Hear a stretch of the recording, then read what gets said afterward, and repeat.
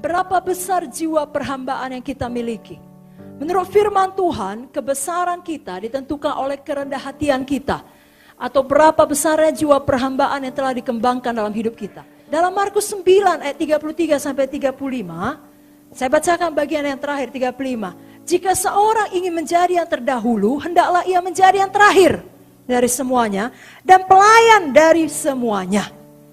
Dalam Markus 10 ayat 37, 41 sampai 45, saya bacakan juga ayat terakhir. Barang siapa ingin menjadi besar di antara kamu, hendaklah ia menjadi pelayanmu. Barang siapa ingin menjadi yang terkemuka di antara kamu, hendaklah ia menjadi hamba untuk semuanya.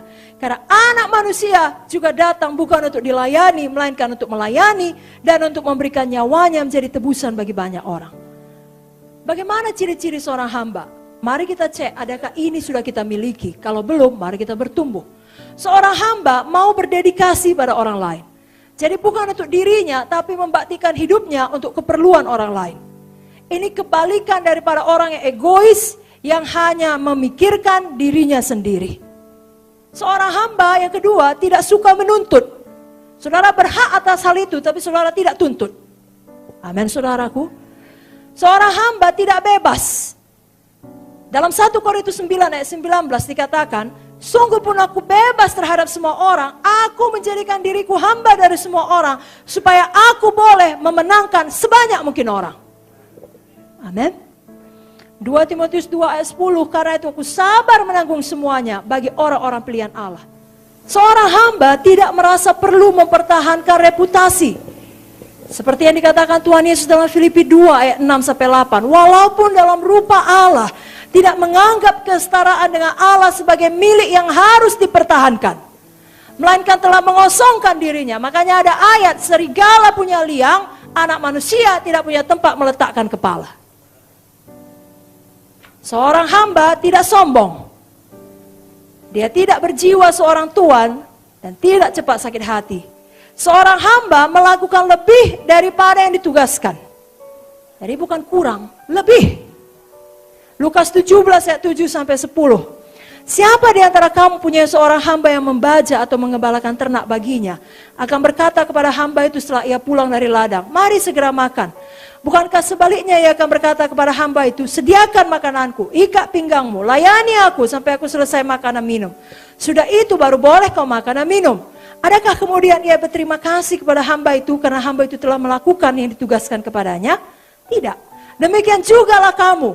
Apabila kamu telah melakukan segala sesuatu yang tugaskan kepadamu, hendaklah kamu berkata, kami adalah hamba-hamba yang tidak berguna. Kami hanya melakukan apa yang harus kami lakukan. Saudaraku, seorang hamba adalah seorang yang memiliki hadirat Tuhan. Kenapa? Karena Tuhan bersemayam dengan orang-orang yang remuk hatinya. Tuhan membenci orang yang sombong. Saya mau ceritakan kisah Daud. Saya bacakan 2 Samuel. Saudaraku, Daud ini, saudara ingatlah, ini contoh hamba Tuhan sejati. Contoh seorang pembawa senjata yang sejati. Pembawa senjata Saul. Betapa rusuhnya hidup Daud.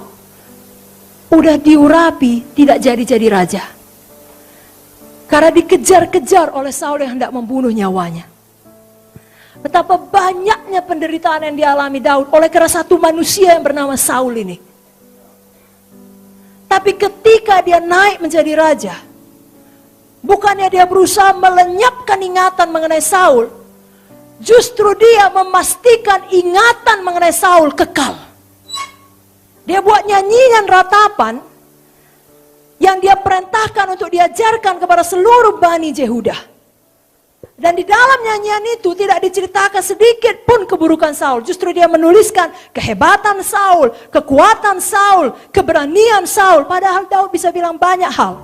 Karena Daud sangat mengenal Saul. Dari muda dia melayani Saul. Dia pembawa senjata Saul. Dia bisa bilang, tahu kalian raja kalian yang dulu itu sering dikuasai roh jahat. Adakah Daud berkata demikian? Tidak. Ya tidak ada bilang Saul itu tidak tahu kesetiaan. Saul itu anaknya sendiri pun mau dibunuhnya. Gara-gara membela aku, enggak ada. Tapi dia bilang, oh perempuan-perempuan, Saul yang mendandani kau. Kalau bukan karena Saul tak bisa tenang hidupmu.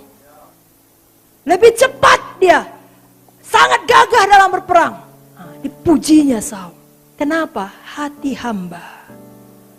Hamba itu hormat pada tuannya. Sekalipun tuannya bengis. Ya, kan begitu kata 1 Petrus 2 ayat 18.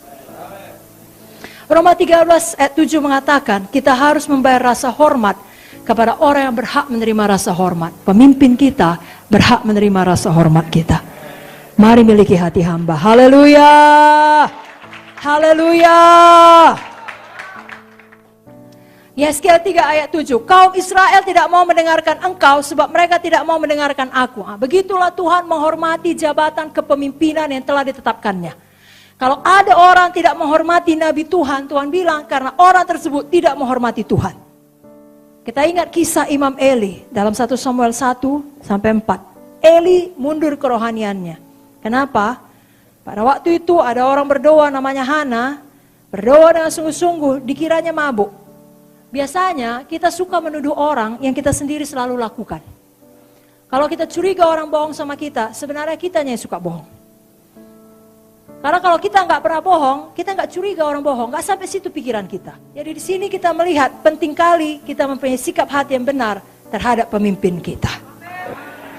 Amin.